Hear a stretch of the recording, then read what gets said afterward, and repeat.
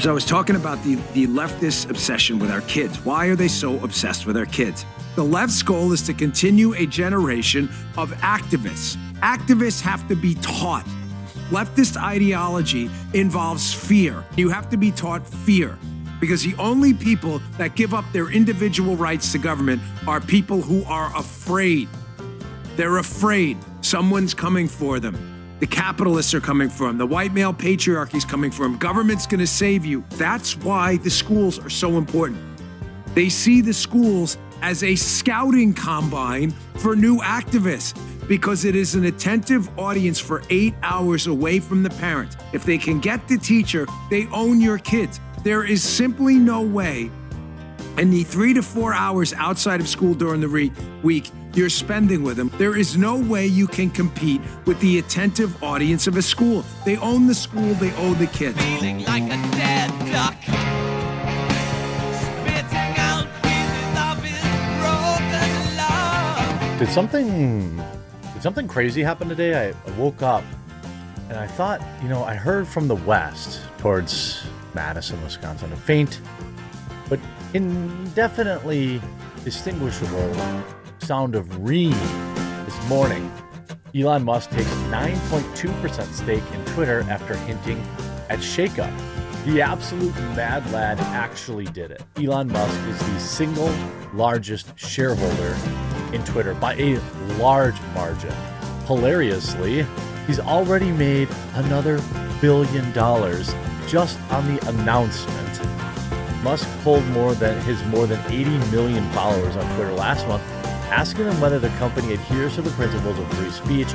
After more than 70% said no, he asked whether a new platform was needed and said he was giving very serious thought to starting one. Sun streaking cold, an old man wandering lonely, taking time the only way he knows.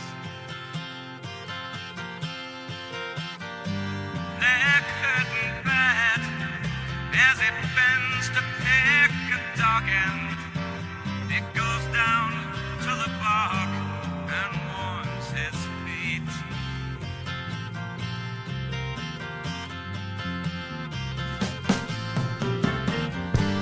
Feeling alone, the armies of the road, salvation at a moat and a cup of tea. Aqualung, my friend, don't you start away uneasy. You poor old sod, you see it's only me.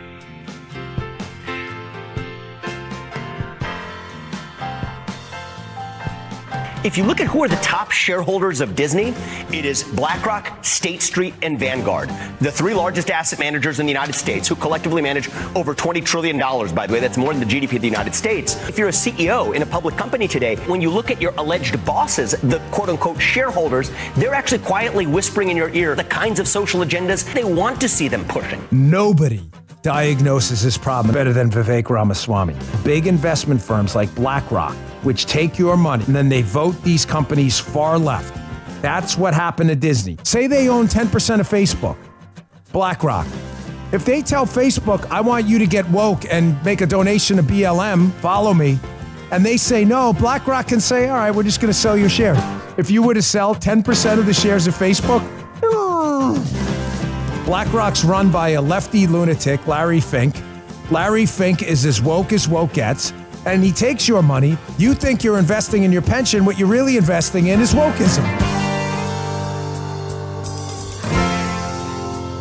Disney has quite the sexual agenda with your children. Is it wrong to have any kind of sexual agenda with children? Well, if you're a pedophile, the answer is no. The nation's #1 governor, who has no respect for the rights of pedophiles, apparently, signed the Parental Rights and Education Bill into law. It prevents teachers and educators from sexualizing children, grooming children, and influencing them with any kind of sexual discussion. This created outrage on the left, deeming it the Don't Say Gay bill. As the Babylon Bee reports, Teachers who insist they're not teaching your kid about sex also weirdly outraged by ban on teaching your kid about sex. Let's take a look at video footage of Disney executives that was leaked out and obtained by Chris Rufo, so you can hear it directly from the child-looking horse's mouth. Our leadership over there has been so welcoming to my not at all secret gay agenda, not at all secret gay agenda. Secret gay agenda.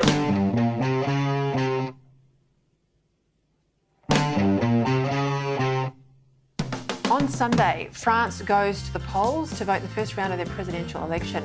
Only a couple of months ago, President Emmanuel Macron was politically unassailable. But now he's facing real challenge from right-wing candidate Marie Le Pen. Marie Le Pen is grabbing the world's attention once more, and the latest polling, the range of it, shows her trailing Macron by 6 points, as little as 2 points. I think it's in the mold of what we saw with Brexit, what we saw with Trump. But either way, she has already succeeded in sending a really, really strong message to the leadership of France and frankly to the leadership of other liberal democracies that are facing similar dynamics in their own countries, where a growing percentage of the electorate is just really, really dissatisfied with the direction.